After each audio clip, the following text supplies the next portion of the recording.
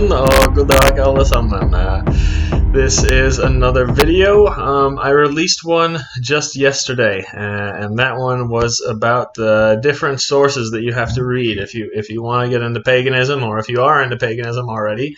I gave you some different sources to read that are actually absolutely necessary if you want to get into it, but the truth is that that's not enough just reading those. You need to look into a little bit deeper. You need to find the deeper meaning in it, because even then, if you read these myths that I told you about yesterday, the Poetic Edda, Prose Edda, the earlier sagas, rune inscriptions, things like that, it all just seems like a bunch of gibberish and stories to entertain kids, and that's absolutely not what they are. They're symbolic for other things. So sorry to burst your bubble, but there's no group of gods sitting up in a big golden hall in the sky, and one god swings his hammer and we get lightning. There's no one ever that walked the earth named Loki that shapeshifted himself into a mare, a female horse, and then went off and let some giant horse bang him, and then he gave birth to an 8-legged horse that Odin rode. That's just if it sounds unbelievable, it's because it is unbelievable. Our myths seem like they absolutely defy the laws of nature, and that's just not how it is. A lot of people that want to call themselves pagan think that there's some Marvel gods sitting up in the sky, and that's just not the way it is. But when you actually look into translating, that's all it takes is a little bit of translation and some of these texts, like the Poetic Edda, Prose Edda, and you can see very clearly that myths have actual meaning. Some of them have a very, very clear translation, and you can understand the story right away. All of the gods, all of the characters in the myths and sagas, if you translate their names, they actually have meaning. Have you ever wondered why you read through these stories and myths, and you have so many characters and whose names mean something, like Odin's ravens, Hugin and Munin?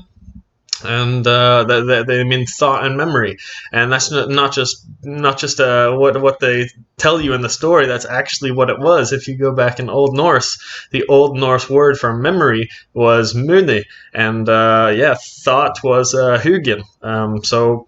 And then you have the wolves, Odin's wolves, Feki and Geri, which means ravenous and greedy.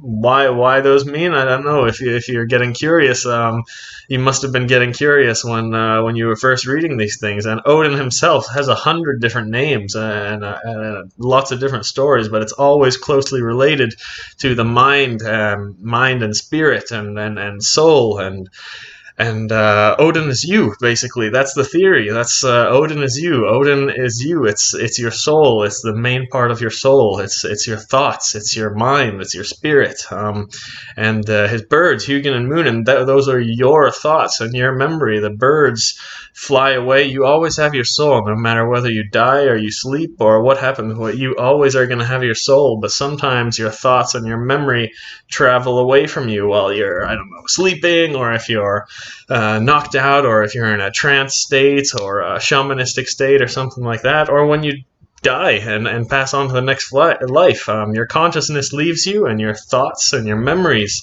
leave you, but your soul is still there. Odin is still there. Odin is you. Odin never leaves. This isn't just my thoughts, by the way. There are a lot of other people who have interpreted the myths like this and actually translated the Eddas and other sources we have, and this is what we come up with. One interpretation of Freki and Geri was that these are your greed and your hunger. Odin's wolves, Freki and Geri, so that those are your wolves. That's your greed and your hunger. And you need these wolves with you your whole life, and when you pass on to the next life, because your soul, your mind, needs to be greedy and ravenous for knowledge and wisdom, and only then will you be allowed to enter the Golden Hall. And the Golden Hall represents the next life. It's being reborn. Just give you another example: the goddess Hel, the Hel, the female goddess, right? So that rules over Helheim, and we think she's just this bad old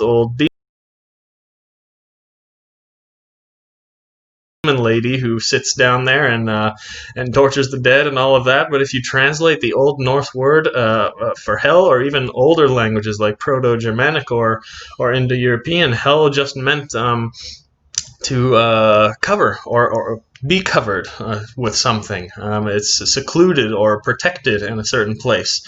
So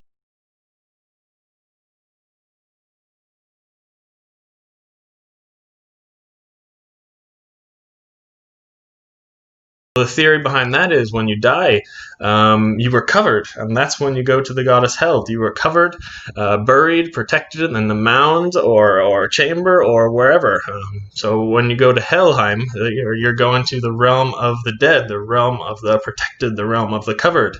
So we all know what that is. You know, what we kind of take from the Eddas and the myths as when you go to hell, that's a place where the cowardly people or the people who didn't die in battle go to be punished, and that's just not what it was. Even any scholar agrees on that. That hell was some place that everybody went to. Valhalla came up a lot later on in time. That wasn't until the 1200s. We had some mentions of it earlier in time while there were still pagans in Scandinavia, but Valhalla at that time it was not part of an afterlife in the actual sources. The afterlife, if we go far back enough in time, was hell. Everybody went to hell, and then Valhalla was the place that you went to be reborn. You were in the realm of the dead in Helheim, and then Valhalla was when it was your time to be reborn. That's it. And it's not just me saying these things. I promise. And but you gotta understand, everybody has their different interpretations. I'll cover interpretations about the myths on this channel, and you can also go look them up yourself. There's a lot of people doing it, and I'll put some links below in the videos here. Some are scholars and have PhDs, but some are not. Some are just brilliant people that have learned the language and interpreted the myths, and they've done some great things. And I myself have my own interpretations as well. So and I'm definitely not claiming to have all the answers. There are a lot of people who have studied these things more than I have and have a lot better knowledge, but they don't have all the answers either, because there are just some parts of the language and things that are not possible to understand after 1,000 years of lost time and knowledge, especially when you had a Christian church at that time that was in complete dominating control, and their main primarily goal in life was to convert everyone and wipe out any trace of the native beliefs that the people had in pre-Christian times. So yeah, it's hard. It's absolutely hard. No one will have all the answers, but that's okay. Like I mentioned in my previous video, it's okay, because our ancestors living at the time probably did not have all of the answers either. But you have to remember, the main part of our religion is not having all the knowledge and wisdom. We don't have a book we can open. There's no God that's telling us, like, okay, this is what we do, this is what we do here, this is what happens after you die. No, that's not us. Our religion is about your own spirituality. Our religion is about your own quest for wisdom. We don't have a Bible where we can learn things from. The Bible is the journey. The Bible is for us, it's a journey. It's a never-ending quest for knowledge and wisdom. So that's about it. Just think about that when you look at the myths, and I hope we can all try and find some good interpretations and try and figure out what these things actually mean. Yeah, thank you.